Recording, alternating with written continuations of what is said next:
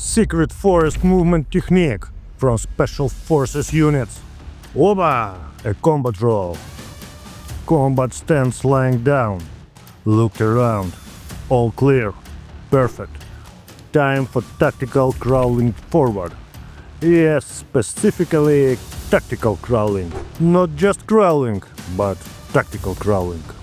So, I'm located 500 kilometers from the nearest populated area, deep in the forest. As you can see, I'm wearing a yellow Special Forces cap. And that means it's time.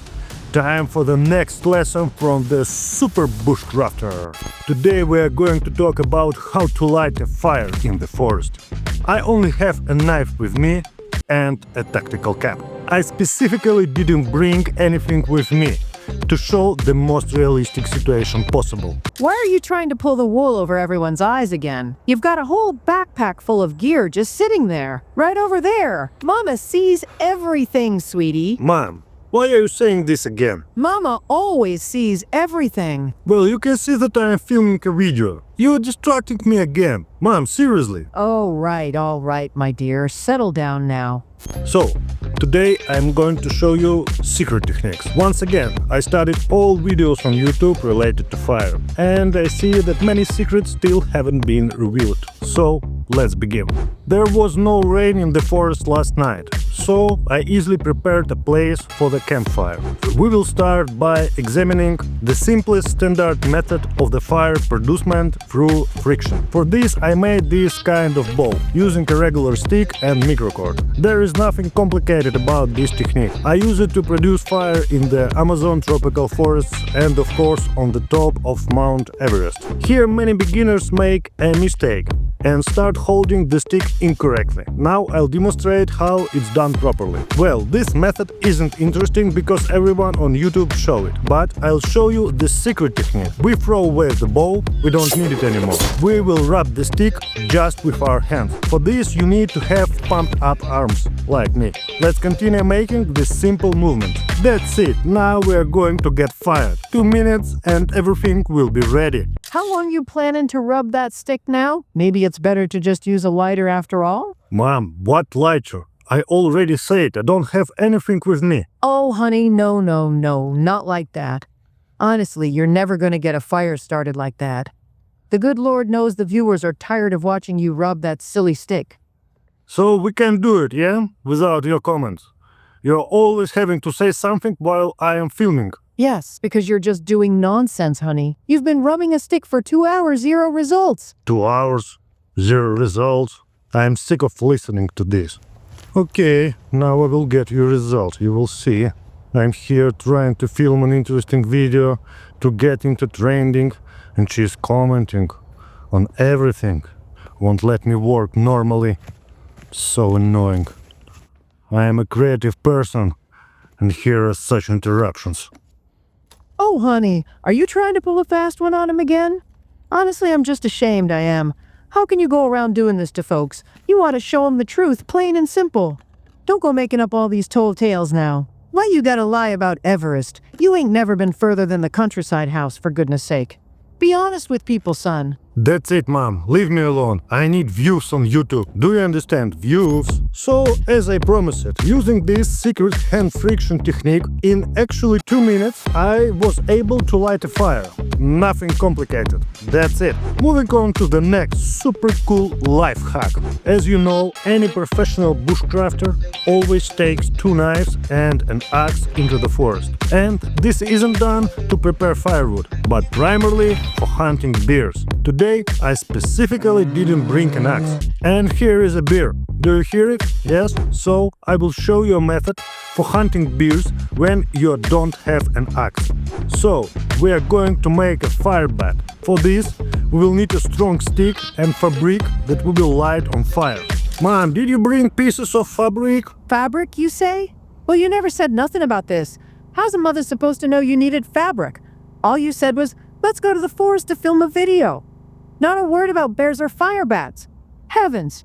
Come on, Mom. Did you forget? I asked you to bring some pieces of unnecessary fabric. How could you forget like that? Now what do we do about the fire bat? Don't you go blaming your mama now, you hear? A fire bat? Oh, for Pete's sake. Have you plumb lost your mind? What kind of malarkey is that?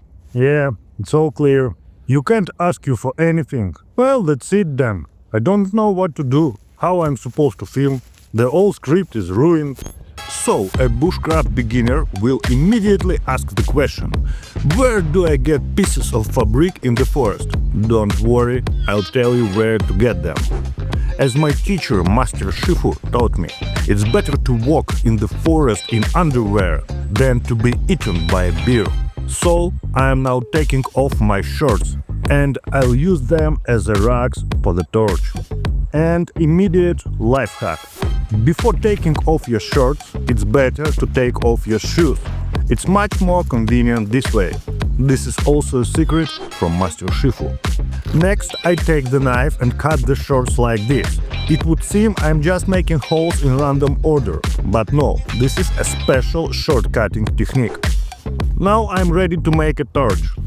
I take the shorts and wrap them around the stick, and then using microcord I secure the shorts on the stick, like this, professionally and tactically. Well now, honey, the script didn't say nothing about a lighter, did it?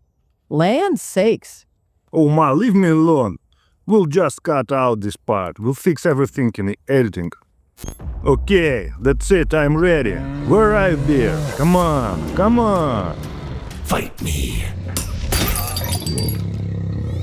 Damn, you're a big one. Come on here. Don't run away. Don't run away.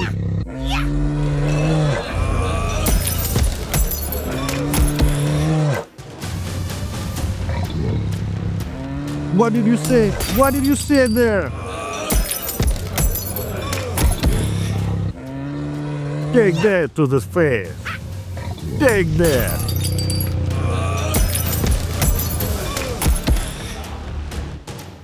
That's it. No more beer. He ran away. Damn beer thought he could take me down. Winner. Now let's talk seriously. Fire is one of the 5 main survival priorities. So you should always bring a fire starting source with you. This could be match or a lighter or something else. Personally, I use turbo lighters. Here you need to understand the basic principles. First, always duplicate your fire ignition source. That means you shouldn't go with just one lighter. Always duplicate. If one breaks down, there is a backup. Next, fire is a very important thing, but the question is, do you need fire in the first place? Everything always depends on the situation you find yourself in. It's quite possible that in your specific situation, shelter will be the priority, not fire, or rapid movement to a necessary point. Next, why light a fire at all? I see several main reasons. First, you need to warm up. Let's say you don't have suitable equipment, or the weather suddenly got bad. Second, you need to dry things. There was rain and you have no other way to dry off. Third, you are cooking food. But here I hold the position, but you need to bring a stove. I have separate videos on the channel about how to light a fire, what types of fires there are, how and what I use for camping kitchen. You can watch, I covered these topics. Here is what is important. Of course, the skill of lighting the fire with all sorts of extreme methods is cool. But it's only cool on YouTube videos. In real life you can spend 2 hours of time, tons of energy, and you won't accomplish jack shit in the end lighting a fire. I hope the video was fun, you enjoyed it. So, Jumbo Brothers, stay in touch.